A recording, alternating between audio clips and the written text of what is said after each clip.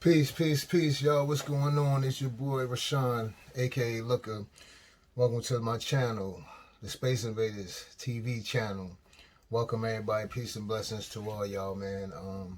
Peace be with all of y'all in your households and your families. Yeah. So it's another day here. It's April the 15th, 2021, and we got some things to talk about. You know what I mean? Just to start off, man, we all know my condolences to the family of Dante Wright, the young man that was shot by the police officer in Minnesota. Yeah, and we continue to send our blessings with George Floyd's family and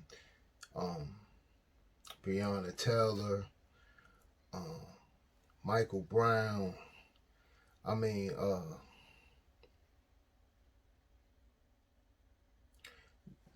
Trayvon Martin, Philando Castile. All the men.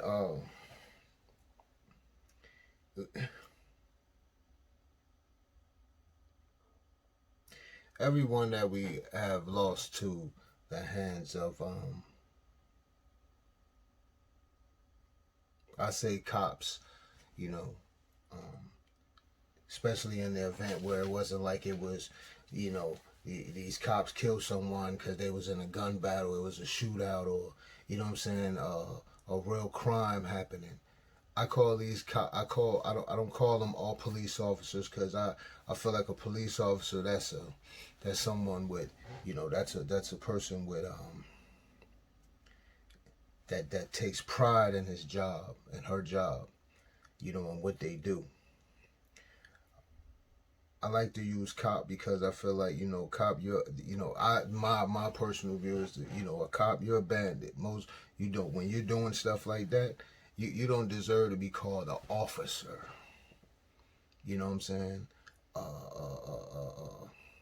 The law or law enforcement, because you're not law enforcement. You're just as bad as someone out here, robbing and shooting hard-working citizens, tax-paying citizens.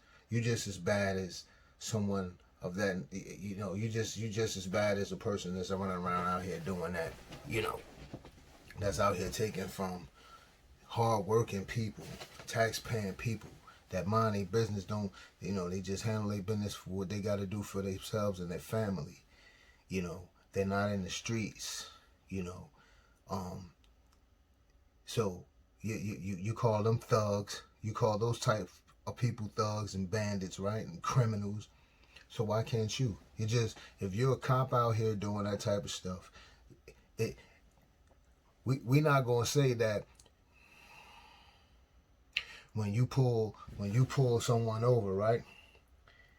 And okay, a gun, you shoot and kill them.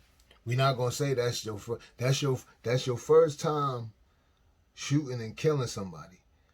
But I believe all of these officers have worked their way up to that. They was inching up on that. They seen they got away with something small. They seen they got away with something else. So then they got so big, bad, and bold, they let the badge get to them. They thinking that they can do anything, and then they're seeing all of this going on around the country with other officers getting off just from saying, I feared my life. So they think, oh, I could take a black human being's life, and I could just say I feared my life. That doesn't look good for you, because how could anybody, first and foremost, you're supposed to be protecting and serving the people. How are you hurting the people you're supposed to be protecting? For one, that's the major uproar of people, because you're hurting the people you're supposed to be protecting. Number two, how the heck are you scared? If you are scared, you are in the wrong profession. You need to go somewhere else. And if you can't get your mind wrapped around that, then we have a problem. We have a problem if you are, your life is on the line every time you step out that door for the job that you have. Yes, it is. You signed up for it, though. Firefighters, their life is on the line. They don't know what if they go do their shift They don't know, you know, if they get called for a fire, if that's going to be their last fire. So yeah, you're going to have some nervousness. Truck drivers, every job that you are dealing with, yeah, like it's sensitive. You know what I mean? Like, I'm a truck driver, okay? Every day I walk out, my intention is to return back home safely and to drive and pray that everyone that travels around me stays safe as well. But I have to drive not only for myself, I have to drive for others. I'm pulling hundreds of thousands of pounds down the highway every day. One wrong move, I can kill myself. I can kill you. I can take out a few people if I don't pay attention. So I have to pay attention for not only me, for the people driving around me. Because Lord knows how many people I see doing crazy stuff on the road all day, every day that makes no freaking sense to me. You know, especially around a truck. It's not even just with the four-wheelers, what they're doing with how you're driving amongst other four-wheelers. It's what you're doing when you're driving around and in front of a freaking, in front of a freaking tractor trailer. People have no sense. I just want to say one thing when it comes to that. If you're a person that thinks, oh, this truck is big, it has all of those wheels, they can stop on a dime. Get it out your mind. That's not true. Okay? Let's reverse that thinking so you can get an understand here. That's a big piece of machinery. It doesn't stop on a dime. A train doesn't stop on a dime. Why do you think a train doesn't stop on a dime? Why do you think it takes a train so long to stop? Okay? Let me get this through your head. Any large piece of machinery that you see, train, boats, trucks, they're not going to stop on a dime like that. A plane doesn't stop on a dime. When you see the plane, when it lands, you see how long it takes it for it to slow down and actually stop? So let's get understanding here. So moving on, I'm getting off subject, y'all, but I just want to understand. Like, there are many jobs out, there's a lot of sensitive jobs out here where you just want to make it home every day and every day safe. I get it. But if I've said it before and I'll say it again, if you're in a job and you are scared and fear for your life, if you are a police officer and you fear for your life that bad every time you pull someone over, news flash, do yourself some justice. Not just the people. Do yourself some justice and get out of that profession, because you are going to hurt someone and hurt yourself. And there's a lot of families that are going to hurt at the end. It's going to be the family of the one you slain, your own family. You took that person's life first and foremost. They're never coming back. Your life, whether you go to jail or not, your life is forever changed. You're not gonna be. It's not gonna be the same again, because everybody is not agreeing upon what you're doing. You know what I'm saying? So if you think you're gonna pass off and jump to another precinct, you know what I mean, by thinking some laws, or maybe some laws in place where it may be something that's gonna be coming about in place where you ain't gonna be able to jump around like that, and it need to be a national database. The same, and I've said this before, the same way with truckers. Just for instance, if you had accidents, if you had any type of accident like a rollover or a jackknife as a trucker or whatever, DUIs, even in your DUIs, DWIs, even driving in your own personal cars. When you're a trucker, whatever you do in your personal car, it reflects. You know what I'm saying? That's your license. So that hinders you from getting a good job, getting with a good trucking company and everything, a reputable trucking company and everything, if you are wanting to be a company driver and not have your own. And even if you have your own, it's going to be detrimental to you because your insurance is going to go up the same way it would go up in the car. So at the end of the day, you have to be mindful. You have to be mindful. So if I lost my train of thought for a minute. So like I said, you just had to be mindful, man, and we had to pay attention, and you're gonna really hurt someone, man. You know what I'm saying? That's all I'm saying. You're gonna hurt someone. You're gonna tear up families. It's going on too much, and I'm just gonna jump right into it, man, because before I keep going and going about, and I got notes here so y'all know. So before I start, I just want to say, just imagine, man, all of this, these cop killings and everything, every crime, people were pulling out their cameras recording. But most importantly, not most importantly, but first and foremost, when it comes to this police brutality issue, this has been going on for years. Let's get this straight here. Us as black people, when we were when our ancestors were brought over here from Africa, the crime started before we even hit this stolen land. Let's be clear here. We on stolen land. Let's just be clear about that. All the other literature and all that other talk, you know what I'm saying? We are on stolen land, point blank, period. Okay? That they fought over, that the Europeans fought each other over someone else's land. Okay? Let's get that straight. Then they brought our African ancestors here to work the land for them. Our people were being abused from that time. So let's be clear here. And we got a lot of our people that sit in certain positions in governments and stuff for that and things of that nature.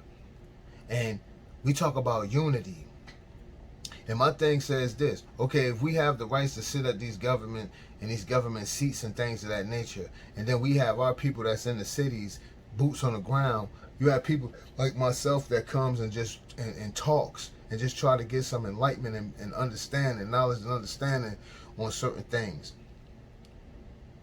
Then why are people that are in these these government positions, why they don't come swoop down and talk to us and say, hey, this is what we need to do as a people to get this type of legislation passed. This is what we need to do. See, let's just be clear and stop all the bull crap. Let's just stop right there. All of these we got black senators and we have, governors and mayors, you know what I mean? Let's just stop right there, okay? Talk to the people. What is it a crime in that? Talk to your people and tell them why. First of all, if you're black and you're in a government position, far as like where laws can be passed, and executive government positions, lower government, like if you're in you're the mayor of your city. Why are you in that seat? What motivated you to get in that seat? Okay. So, what motivated you to get in that seat? Was it just the money? Or you really wanted to make a change? So if you really want to make a change, then why not swooping down, talking to your people and saying, this is what this is what needs to happen so we can get some change here. Okay? Like, because this police brutality and cop killings, this stuff been going on since the beginning. Come on, man.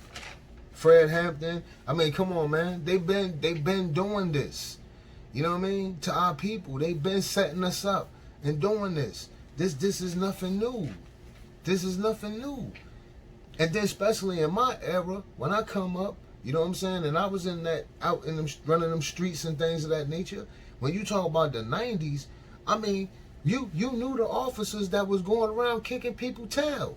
You knew what was they officers? You knew the narcotics squad, the narcotics teams that would go around in your city. Anybody watching this right now know if you was in the street life, and some people ain't even had to be in the street life, they just heard of these narcotics guys because they name just rang bells because they was kicking people's tails in the street. robbing the dealers, taking the money and taking the drugs from them and planting it on other people. Then they plant the drugs on somebody else, kick their tail, you know what I'm saying? But meanwhile, they're writing up false stuff, planting guns on people, and then writing in the reports saying you had a gun on you, but nobody finds the gun. If you don't take it to trial, you know what I'm saying? Only time them jokers find out when they take it to trial. You know what I mean? Evidence. The paperwork is all jacked up. So half of the time, sometimes they wound up beating the trial that way. But there was many that just laid down and let it go. You know what I mean? And they wound up doing a buttload of time, and some still never coming home. From the 90s, from the late 80s. You understand what I'm saying? This behavior has been going on. But it's just, it seems out of control now because everyone has cameras. But imagine if those cameras was back in the day.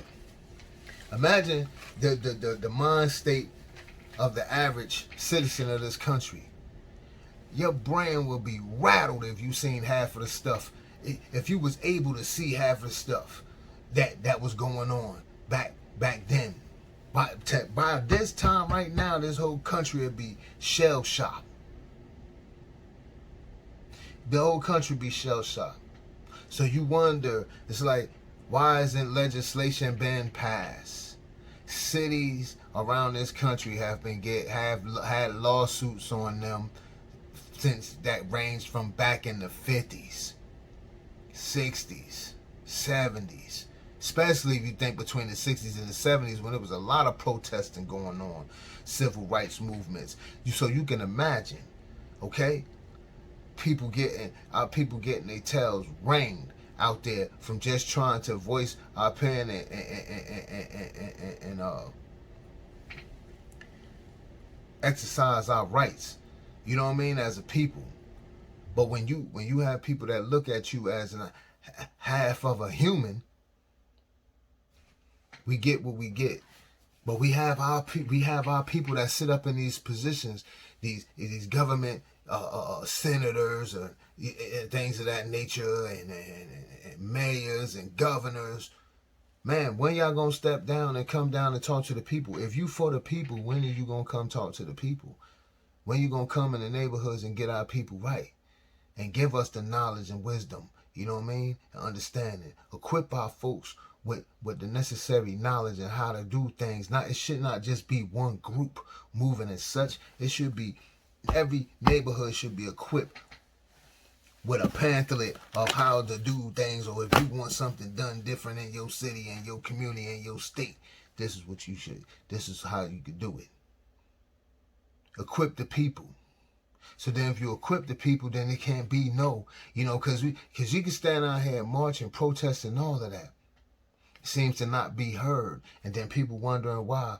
The first thing you got the president talking about, I understand your frustration, but let's not, looting is never right. You worrying about the looting, you worrying about the rioting, when you missing the bigger picture. But see, I'm not surprised that Biden, man, he just knew what he needed to come in there and do, because the country is in a state where it needed, things needed to been done. So he just came in and force fed a little something. But at the end of the day, he ain't gonna do nothing, man. You know what I'm saying? Because they feel like they done did enough. And everybody kept talking about, homegirl being the vice president and everything. And I said then, yo, when have you ever seen the vice president? It's not about the vice president, man. Vice president is just there just in case the president falls ill and croaks. Okay? Other than that, you don't see them. The president sends them to go do the other missions, that they don't want to do. You think about it just like this. Same thing as a manager in a company. You know what I mean? The manager gives the work they don't want to do, that work goes to the assistant. The work that the assistant don't want to do, she kicks it down to the supervisor. You know what I'm saying? The supervisor, the work that they don't want to do, the supervisor kicks it down to the regular employees. You know what I'm saying? That's just the levels. Everyone has their job that they have to do. But the other additional little stuff that they don't want to do, they kick it down. It just keeps getting kicked down, kicked down. That's it. So when have we seen the vice president, man, bust moves? Everybody got so, oh yeah. But we had to remember, that woman, she didn't even garner the votes. She was running for president at first.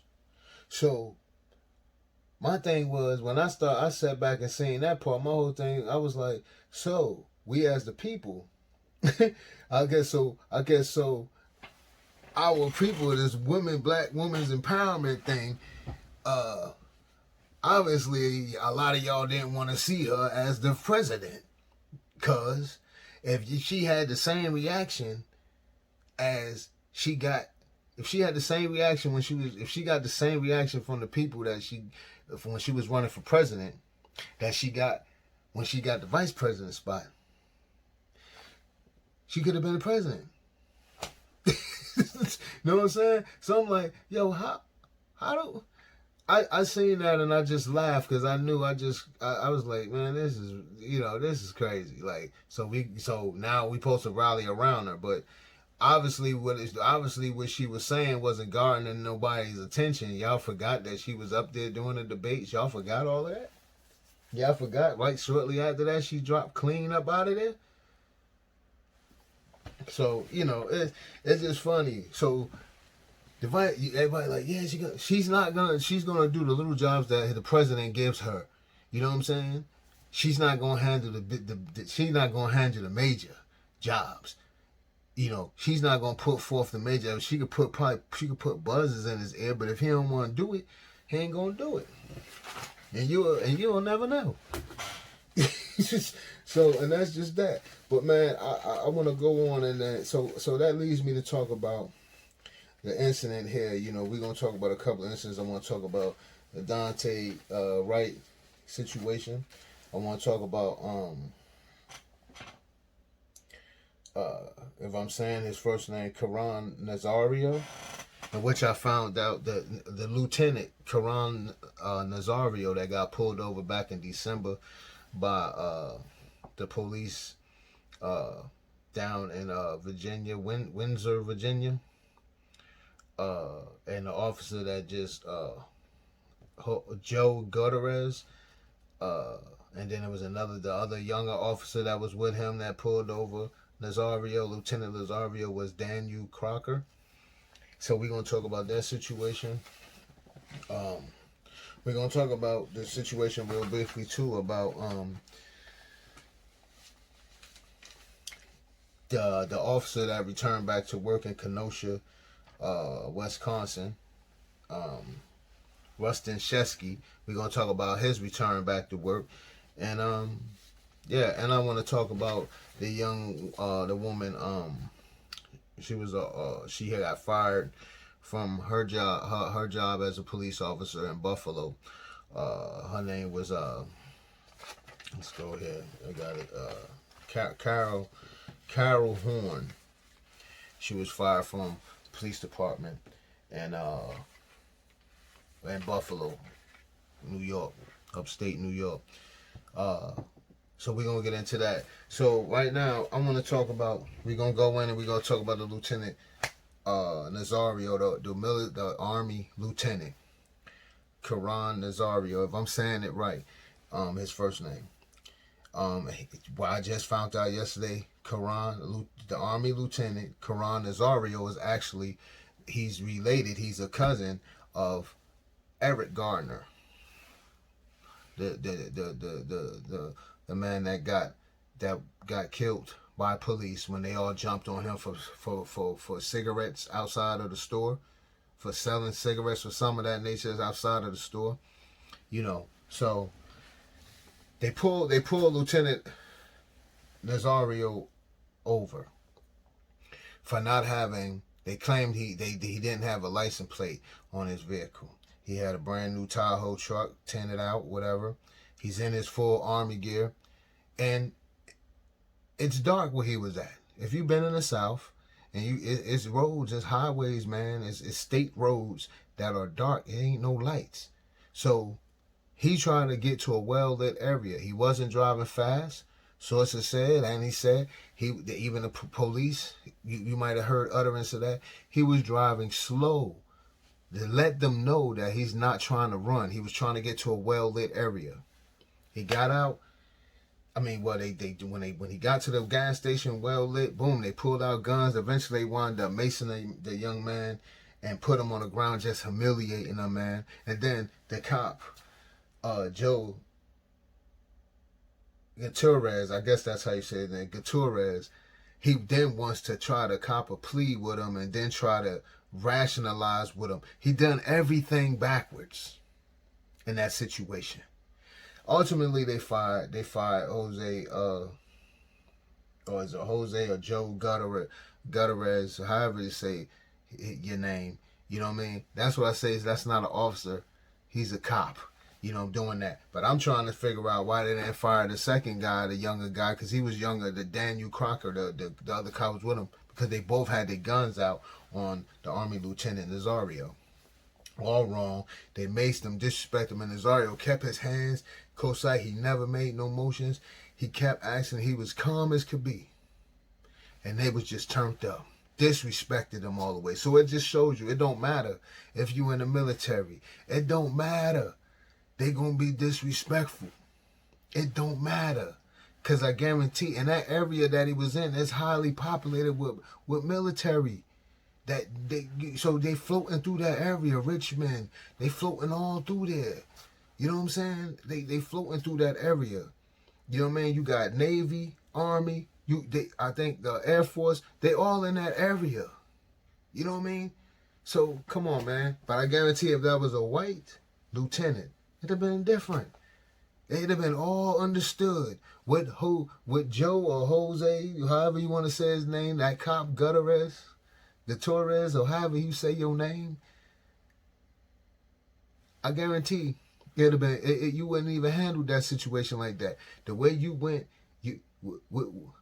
what you did to the Army Lieutenant Nazario was plain disrespectful, and they saying, sources saying that Nazario said that he's suing for $1 million.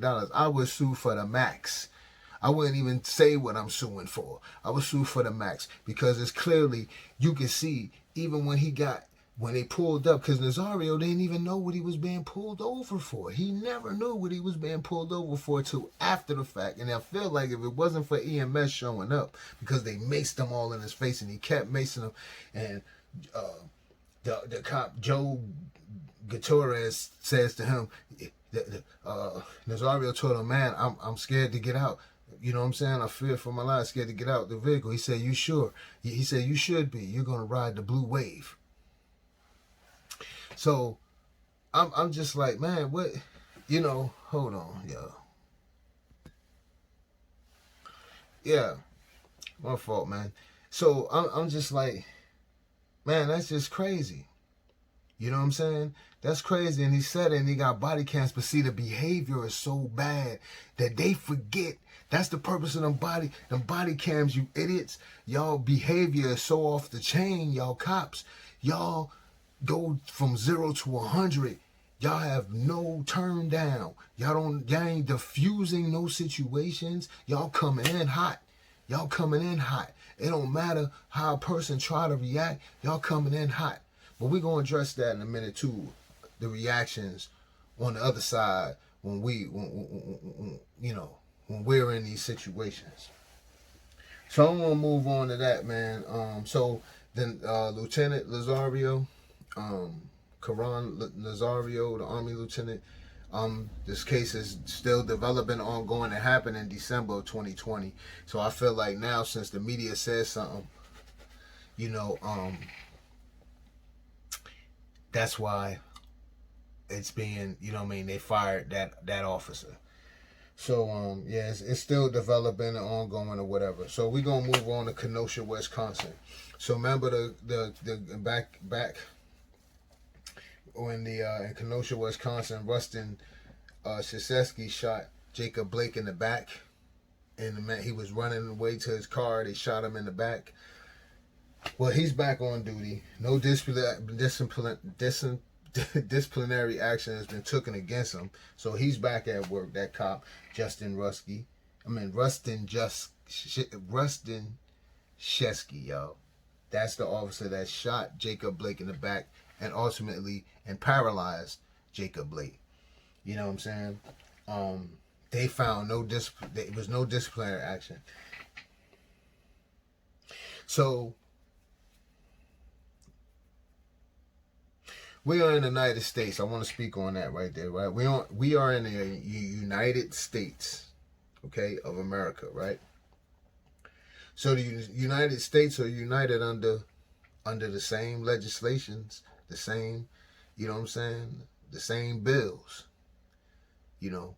And when it comes to laws and things, we united under like the nation's laws, right? The nation has their laws as a whole. But every state has their own laws. So when we see these cops, like in this situation, that Rustin Shesky got no disciplinary action was taken against him. And what I'm finding by watching this George Floyd case is that every state has their own laws and everything. So they're going to govern their thing and they're going to shift the goalposts the way they feel necessary. You know what I mean? And if the state don't go at the defense, like say if it's a cop shooting or whatever and killing, if the state don't throw everything at that case, they try to make that thing stick, then these cops are gonna walk. They walk. So that's why it is definitely needed that it needs to be legislation put that the government needs to put it in legislation, put it on the books, put it out there, these cops need to have a pension taken from them. They need to be held accountable, jail time. If you have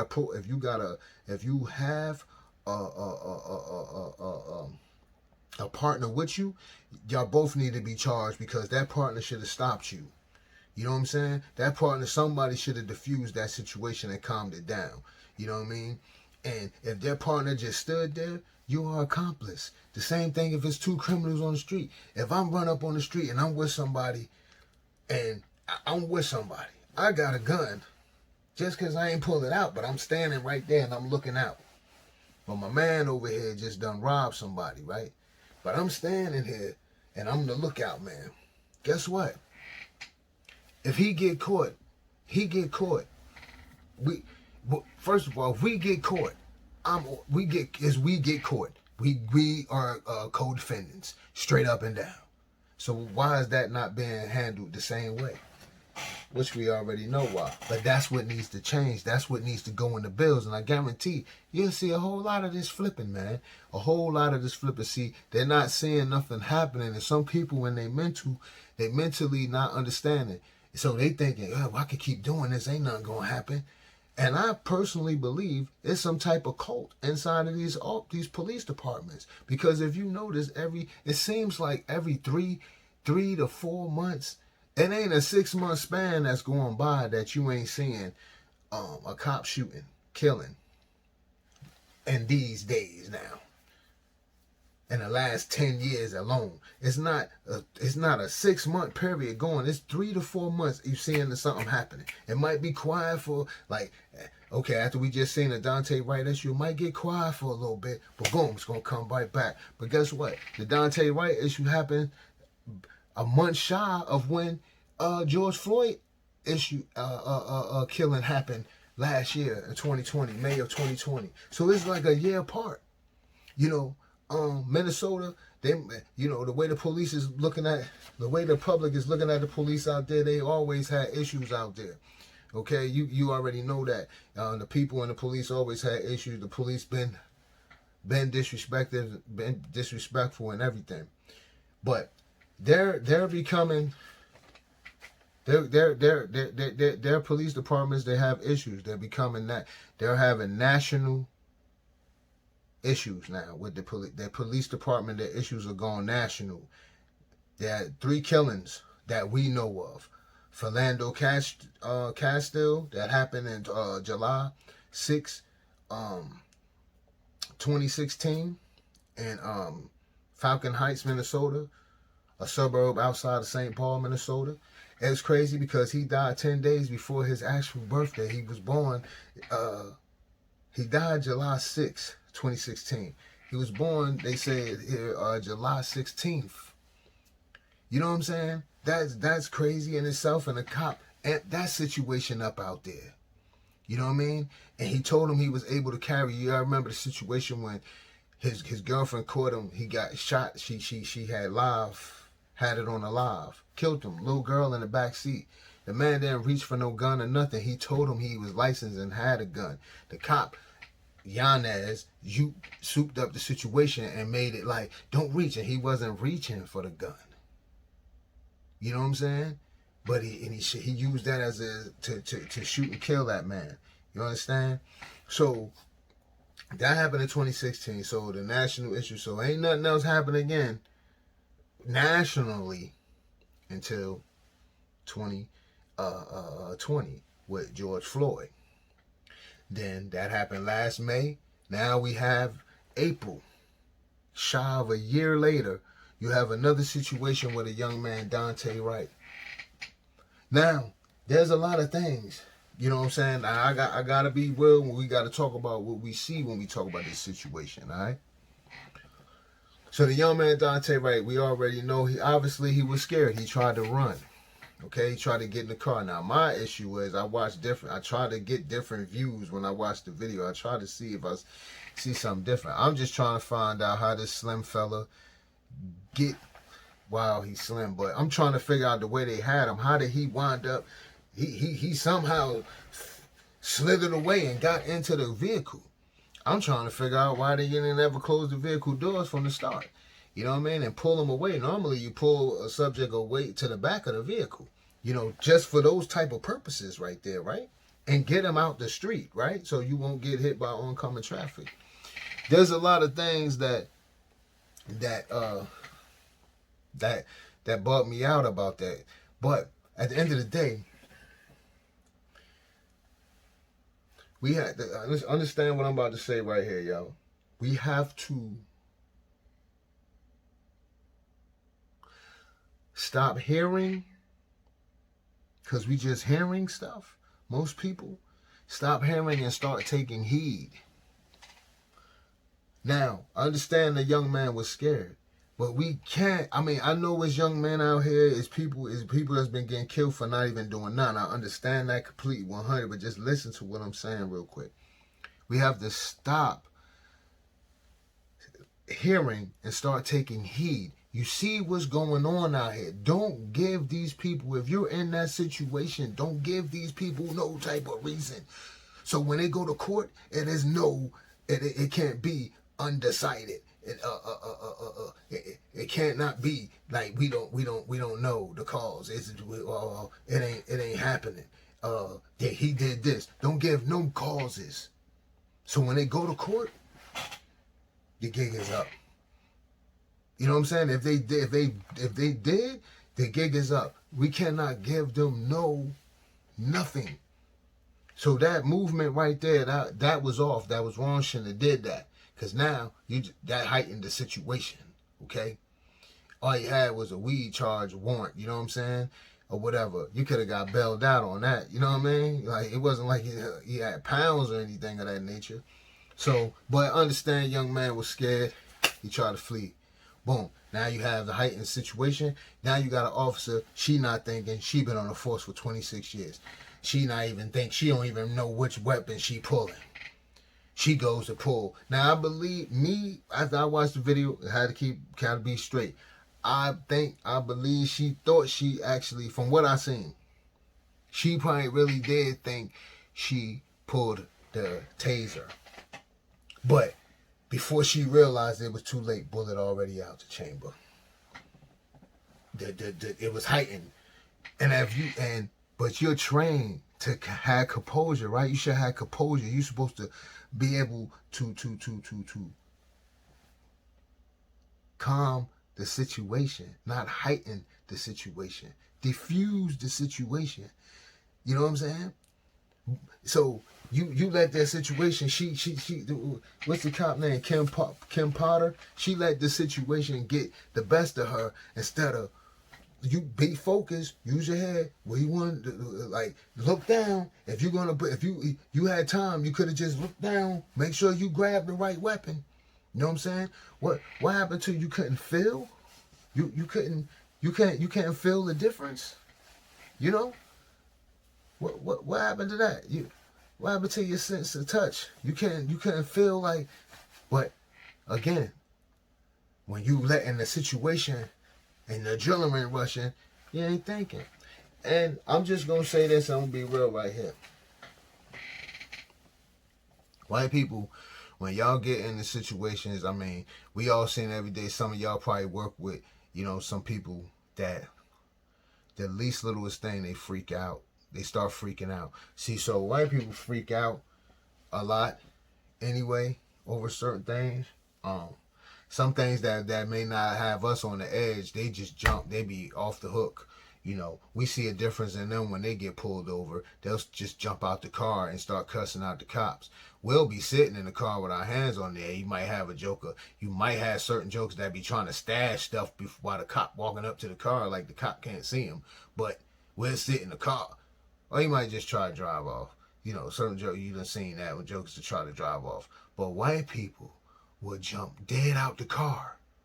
That doesn't alarm a white cop when his foe jumps out the car and like, what are you doing? Like they don't find that a problem. Well, we do that. But my thing is, what happens to shooting in the leg? What happens to anything? But let's get back to the situation. For me, looking at the video, just playing devil's advocate and just trying to look at this with an open head too. I believe that she thought that she pulled that. She thought in a moment she thought that she pulled that taser, but it was too late. By the time she looked at it and really got a good look, the bullet already out. I believe she did because of the fact, if you see her hand where she had the gun, she had it on him and she's like, taser, boom, she shot him. Then you heard her say, oh, I shot him. Like she freaked out again. You know what I'm saying? So I believe that's that situation. Now, what that chief said, I believe that that's what he believed too when he's saying that it was a mistake. But you can't just say it like that. A kid is gone. Somebody has lost their child. That is unexplainable. You go to training, you cannot just say that. You know what I'm saying? You go through training for these things, you just can't say that. So there's going to be an issue there. For me watching this George Floyd trial, man, I don't know the laws that Minnesota have. But to be quite honest with you, the state is going hard on George Floyd, on Derek Chauvin, the cop that murdered George Floyd. The state of Minnesota going hard at him. But some of the laws they got, I don't know. I don't know about this one right here. Watching that trial, and this happened in Minnesota. Okay, so Brooklyn Heights, Minnesota, Brooklyn Center. I'm sorry. So I don't know about this one right here, how this one gonna go.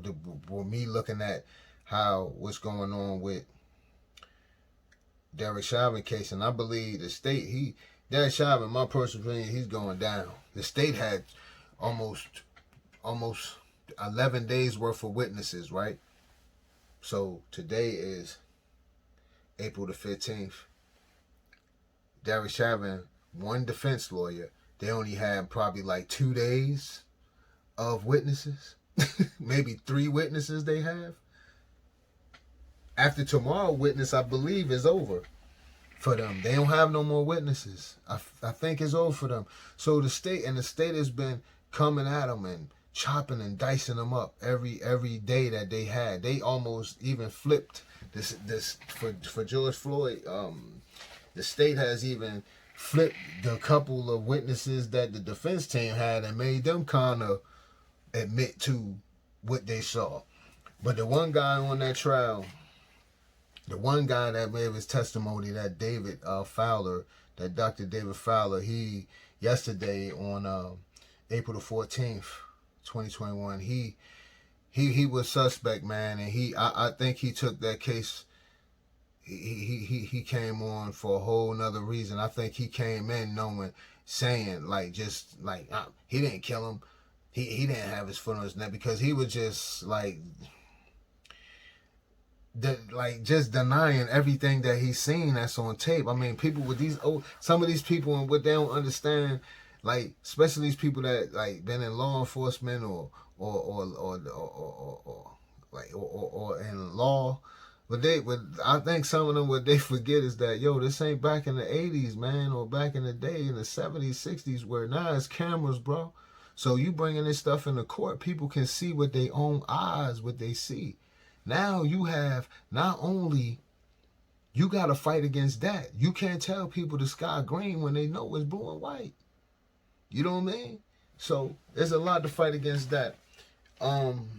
So yeah, if y'all tap into that Derek Chauvin trial, and he also turned, he ain't gonna testify. That's a good thing. He don't want to get on the stand and testify because the state gonna chew him up. I'm tell you right now, they gonna chew him up. There's a lot of questions because I want to know why you sat there with your hand on your pocket and just leaned on that man's neck like that and on his back. What was that about? Why didn't you never turn that man on his side? Why did you tell the partners, Derek Chauvin, that, no, just leave him. No, we ain't gonna turn him over. Why? Why did you jump in full steam ahead when you got there, when they kind of had it a little under control? It seems like when you came, you heightened it. Why? So I want to end it off right here, man. Shout out to the Buffalo cop. Like I said, she was ex-police officer in Buffalo. She's not a cop. She's a police officer. I'm going to tell you why. Shout out to her, Carol Horn. She was fired from Buffalo Police Department back in 2008 because she had a white partner. She was a police officer and her partner was white. He was choking the suspect and almost killed him. And the man was saying that he couldn't breathe. She intervened and told her, like, hey, stop. You killing him. Like, stop. That's enough. She gets fired and gets fired and loses her pension because she was almost due to get her pension. Her pension, I guess she had a couple more months left or whatever or something, and she would have got her full pension. She would have been able to get her full pension. So they fired her, denied her that. She couldn't get that. So just this week, which is today again, is April the 15th, 2021, a judge reinstated her pension, and it's almost $1 million worth $800,000. So yeah, shout out to her, man. And I say if she want to be an officer, if she's not an officer again on somebody's force, I've not known, I haven't heard anything. Somebody needs to hire her. She needs to be a trainer. She needs to be somewhere in the police force. You know what I mean? Because that's what you need right there. And I think it's some type of law. I think Buffalo, I want to say it was Buffalo, put something in place where your partner has to, if they see something going wrong, they got to step in. And that's what it's supposed to be. That's what the partner there for. You should be able to, if you got a hothead partner and you a level-head partner, why you going to stand there and keep saying this guy doing jerk-off stuff, and then you're going to have to answer to it too. Whatever this guy does out there and you the partner, you're there, you're going to have to answer to it too. You know what I mean? Why you want to be subjected to that? Calm your boy down. Or calm your homegirl down. Vice versa, whatever. Especially when you're in the car, you need to have a conversation. Yo, man, look, you here, man, just chill. Let me handle that. And then, you know what I'm saying? Then if it get too crazy, then, man, maybe step in a little bit. But, man, look, I'm going to handle it because I'm the calm one. Play the Batman and Robin, man. Wow, But that's my time. That's it, man. I just want to tap in and talk about that, man. Y'all need to tap in and stay locked on that Derek Chauvin trial. It's almost about to be up. Like I said, the state has been making their case.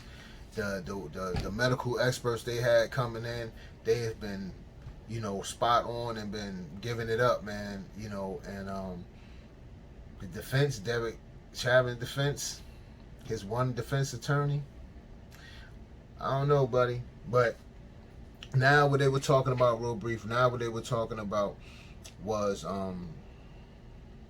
Dr. Tobin. He's a he's a respiratory expert. I'm gonna just say that because I always get the I get that messed up. Pulmonary expert, which deals with your breathing, your lungs and stuff like. Okay. They're gonna let him come back and testify, but clearing up something that Dr. Fowler said on the 14th. But they're not gonna let him speak about the blood samples, carbon monoxide. If he do, pretty much the state will lose the trial. You know what I mean? Which Derek Chavin's defense has been shooting for that. He was trying to get the case dismissed Tuesday. You know what I'm saying? So, and the judge denied it. So they got to be very careful at this point if they're gonna let Dr. Tobin, the pulmonary expert, come back on trial, on the stand. You know what I mean? But he's not to talk about the blood sample, the carbon, because now they've been trying to use this carbon monoxide. They're trying to say the carbon monoxide from the vehicle killed him. It wasn't a neck. It's just all crazy. I just want George Floyd's family to get justice, because at this point, when it comes to the defense, Derek Chavin's defense lawyer, I'm just tired of making this out like to be a science project, to like George Floyd is a science project. I'm tired of hearing what he got to say. You know what I mean? Because I don't even know how I couldn't defend somebody that, like, you got no win, bro. Like, you got video here footage. You can't keep telling people what they're not seeing. They see it. You know what I mean? The jury sees it. The people seen it. People was on the curb. They tried to make it like it was such a big crowd. It wasn't even a dozen people on the curb. Nobody was threatening them cops. You know what I'm saying? And you even had the two people that was with George Floyd, the woman and the homeboy that was in the car. They was across the street. They had another cop keeping them across the street from the whole situation. So that's why you never got to see the people that was in the car with him, that wound up ultimately getting in the car with him, because they were held across the street and wasn't allowed to come over there where the situation with George Floyd and the officers was happening. So you might have had maybe 7 or 8 people standing on the curb, man, of the situation, and they try to use that as, oh, those people was a threat. Come on, man.